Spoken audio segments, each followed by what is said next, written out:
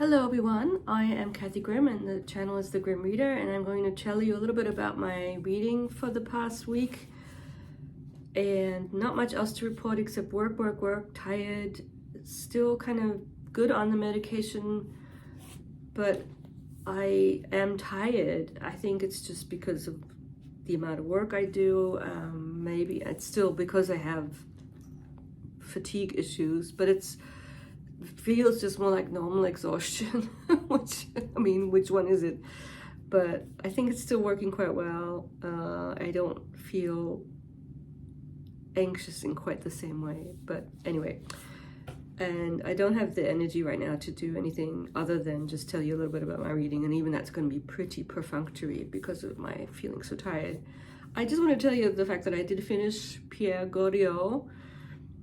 I didn't like it that much. I mean, it's a 4. It's a good book, but I am just not into Balzac. I don't connect to his characters, and even the plot was sort of thin a little bit, and I think it's supposed to be more like just layering on of nuance of character and setting.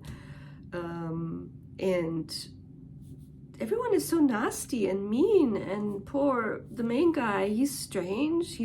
He's a good guy, I guess, but he's put upon by his family, and it's like why this negativity surrounding a cynical negativity attaching itself to the whole kind of aura of the novel, and then his kind of very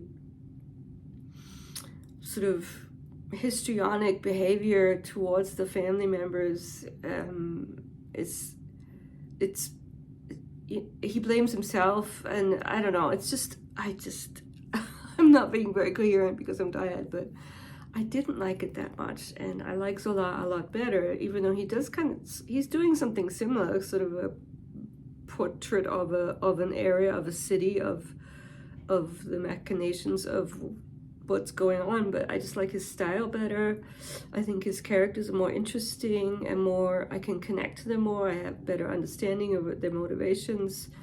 Here, it's almost like the not so nice characters. I mean, one of them was sort of interesting, sort of like a shady underworld, hiding his identity type person.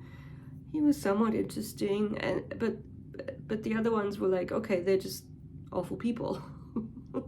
It's not enough for me. It's as if, I can't help comparing him to someone like Trollope, who just does such a good job of connecting you to what's going on and the internal sort of dispositions of his characters. Like, you understand why they do what they do, or even if you don't condone it, or it's as if it's just I don't know, more compelling in a certain sense. And with Balzac, the writing is strong, and some of the sort of scene setting is interesting. It's a novel where, I mean, it's all about the interiors of houses and things like that, as opposed in sort of certain areas and the vibe that you get from certain parts of Paris. But I don't think I'm gonna. I mean, I'm interested in some of these earlier ones that are actually not contemporary, or that don't take place in the 19th century, that kind of interest me more in a certain sense. So we'll see when I pick up another Balzac. I mean, I'm not completely saying I won't ever read him again, but I don't know. We'll see. And then I did also finish Barnabe, listening to Barnabe, and then occasionally dipping in here. One thing that's great about having this edition are the illustrations, of which there are many, and they're quite colorful, and they sort of add to the very, very gothic. I mean, this to me kind of read like an 18th century novel more than a 19th century novel, just because it is historical and takes place in the 18th century. But even the way he's kind of characterized his people in it is reminiscent of, I mean, it's not exactly like Close or anything, but there's something about it that I think sort of it makes it seem not really that Victorian in a certain sense. And then what you do get in here are the description of the Gordon riots, which I don't really know that much about, except now that I've heard about them in the novel. These riots against Catholics in London. And I think I will read the introduction, so I might come back to you next week with a little bit more about sort of the setting, the historical setting of the novel. And of course, Barnabe is such an interesting character. He's the simpleton, but he's very endearing, and he's very well depicted. And his you know, Grip the raven is just such a wonderful animal character. I mean, it's just very, very endearing. So I actually went into my Goodreads and I had put it at 4 because, but it's a 5-star read. I mean, the more I think about it, the more I do kind of love this novel. It's not displacing Bleak House as my favorite, but it's probably kind of up there with David Copperfield as my favorite Dickens that I've sort of listened to. And so I'm going to move on with some more Dickens at some point for sure. I was looking on someone on Goodreads said that this is his least read novel, which is like, really? It's pretty good though. I recommend it. Yeah, I mean, Dickens is great, and there are passages that are very strong, right? There's very strong writing that's kind of like it's almost approaching Shakespeare. I mean, in some sense, just his very strong prose in some time. I mean, throughout the whole novel, but specifically some places where he's pontificating about something are very strong. The reader Simon Vance was excellent. He does all the voices in such a great way that he just kind of carries you along throughout the whole long novel, and all these different, there's a lot of funny characters in there, or sort of second tier comic relief type characters, and they're very memorable and delightful. I mean, I'm never going to forget Miggs. Miggs is amazing. She's so funny in a kind of self-deluded way. He's really good at like extreme characters, and I just connect with him much more than someone like Balzac. Balzac is that there's a humorlessness there that maybe that's it. I mean, there is humor there, but it's like too hidden, too French, and too kind of biting almost. That's what I would say. So yeah, that's Barnabe, and then I have started my reading of the Radetzky Marsh by Joseph Roth. Still don't have that much to say about him or the book. A little bit about the book. I'm only about 50 pages in. The writing is very strong. So this is a novel from 1932 with a kind of sort of early modern vibe, I would say. And it's all about a 19th century family. It kind of reminds me a little bit of, like, it's Buddenbrooks-ish in its depiction of an Austrian military family and how they're going to kind of descend into not being as influential. The beginning is kind of the ascent, what kind of got the family to be considered of higher rank is an interesting little interlude that happened that's described as happening in the Battle of Solferino. So one of these battles to do with Italian independence in the 19th century. Anyway, but I won't get into the weeds of that.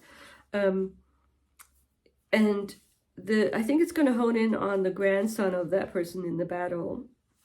And he's a teenager right now, and he's just suffered a sort of a shocking event, but because of the situation, he can't like open up as to his strong feelings. He gets a piece of news that is shocking to him, but he cannot show his shock to the people who he's with at the time. And I'm being vague for, spoilery reasons. And it's really well described what's going on internally, how he's dealing with this news. And it's just really well done, like memorable writing of what he's thinking about, and I think it's going to hone in on him mainly, and his kind of growing up with his very, very emotionally repressed and kind of almost like very regimental and sort of authoritarian father who was always testing him, and they all walk around in their Austrian military uniforms in the 19th century. Well, actually the father is not, he's a civil servant because his dad, the Battle of Solferino guy, didn't want his son to be in the army for reasons, and so now he has allowed his own son to go to the officers' school, the very regimented, very sort of hardcore cadet training thing that they had in Austria. And I'm enjoying it a lot. It's slow though. I'm slow and I get distracted. When I'm really tired, it's hard for me to have the energy to read a lot. So yeah. I'm gonna make it a short one because I'm just ready for bed.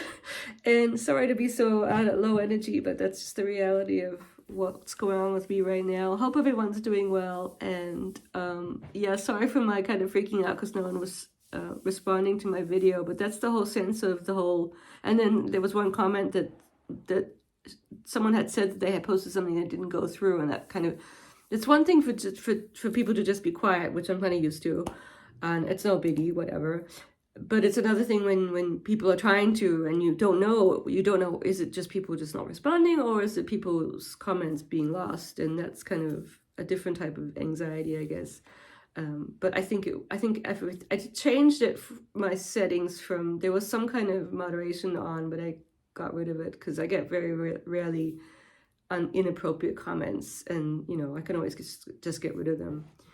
So yeah, thanks for bearing with me, and I will be back probably next week. Even though I'm grading papers, I might have a little bit more energy and time for filming, and I hope to get to the bookish answering your questions video, which might be split up, we'll see. And yeah, I'll see you next week. Thanks all for watching. Bye.